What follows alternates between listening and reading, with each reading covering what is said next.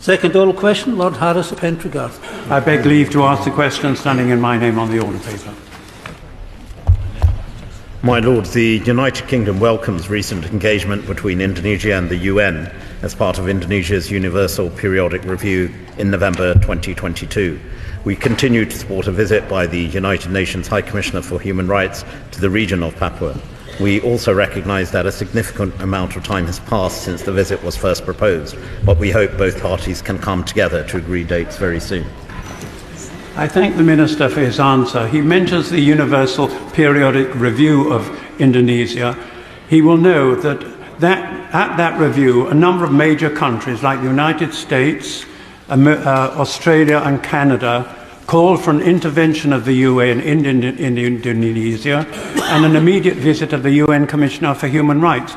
Not at all clear that the United Kingdom was amongst those supporting that call. Perhaps he'd be able to enlighten us. Well done. Well, I hope my answer that I've given in the House today reassures the noble Lord that's exactly what we do. We do support an early visit. I'm very cognizant that this visit was first proposed under the High Commissioner Zayed.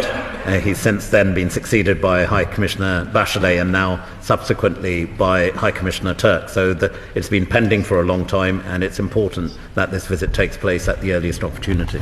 Is it not clear that this small country is suffering grievously under a colonial oppressor, Indonesia, which is busily exploiting the country's rich mineral resources and extensive forests in its own interests? Will the government do all in their power, in conjunction with Commonwealth partners in the region, to get the UN to act, and to act decisively? My Lords, I think what is important is that we highlight, as we do with key partners, the issues as they arise within the context of human rights. And ultimately, I agree with my noble friend that we need the UN, and the next step is very much for the High Commissioner to undertake this important visit.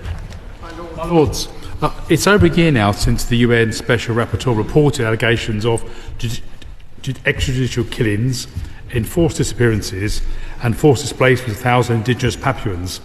Can the Minister confirm whether he and even his ministerial colleagues or our ambassador in Jakarta have made representations to his Indonesian counterparts about the contents of the report? My Lords, I assure the noble Lord we engage quite regularly, and in terms of Papua, we recently had a visit from our team on the ground, and we do use our bilateral engagement, which is in a very strong place with the Indonesian government, to raise a broad range of issues, including the situation in Papua, but also importantly on a broader range of human rights as well.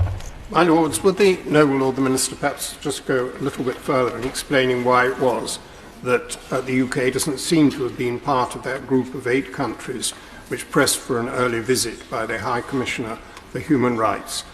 It is surely reasonable to ask for a democratic country like Indonesia to admit the High Commissioner to look into abuses of human rights. That's what they should be doing, and I hope we're going to press that very strongly. My Lords, I assure the noble Lord that is exactly what we are doing. As I indicated in one of my earlier responses, this visit was first proposed in 2018. I remember having a conversation with the then Commissioner for Human Rights. It's important that this visit goes ahead, and I assure the noble Lord of our full support for such a visit.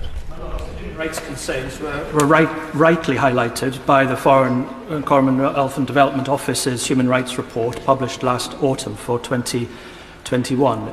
It made a specific point of highlighting the UK government's policy of seeking equitable and fair development within Papua and West Papua.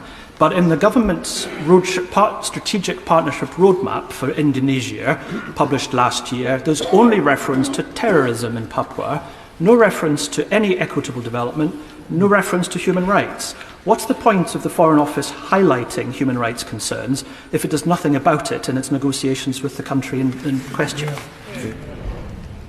My Lord, the Noble Lord understates the importance of the Human Rights Report. It's something that I'm very proud that the Foreign Commonwealth and Development Office continues to produce. It's focused on not just those countries with the worst records when it comes to human rights, but importantly, a condition within that report is where we can bring influence. And I assure the Noble Lord in our engagement with Indonesia, and I've said earlier, it's a very important bilateral partner, it's an important regional partner, and we engage quite widely on a range of issues of peace, conflict, and regional stability in and across the region.